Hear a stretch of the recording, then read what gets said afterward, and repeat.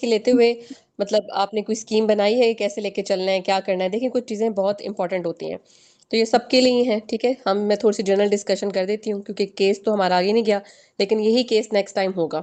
सो ये आपके लिए भी लर्निंग पॉइंट होगा और फिर बाकी जिसने लेना होगा वो फिर उसमें से लर्न करेंगे ना, क्योंकि वहाँ पर केसेस ऐसे ही आते हैं, तो मैं वो भी करना नहीं चाहती डिस्कस। अच्छा ये है कि फिर जनरल बात ये कर लेते हैं कि देखें, सबसे पहले आपने चाहे पेशेंट की हिस्ट्री लेनी है तो सबसे पहले आपने बायोडाटा से कौन से लेना है। आपकी हिस्ट्री बहुत हैपेजर्ड थी।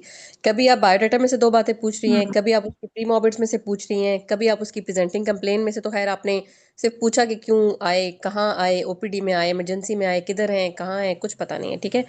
और आपने मतलब जो आपकी जनरल गलती है पहले वो बोल रही हूँ, ठीक है? उसके बाद फिर नेक्स्ट चीज़ क्या है कि आपने उसकी प्रेजेंटिंग कंप्लेन के बारे में बिल्कुल भी कुछ नहीं पूछा, ठीक है? आपने उसके बाद मतलब है पैजेट करिए ना, कभी आप पास मेडिकल में जा रही हैं, कभी आप फैमिली हिस्ट्री में जा रही हैं, फिर आप प्रेजेंटिंग कंप्लेन पे आ रही हैं, फिर आप उसकी इन्वेस्टिगेशंस पूछ रही हैं, और फिर आप इन्वेस्टिगेशंस पूछ रही हैं, आप उसके कोई सिम्टम्स नहीं पूछ रही हैं, ठीक है? तो और पहली बात है कि ये तो मैं आपको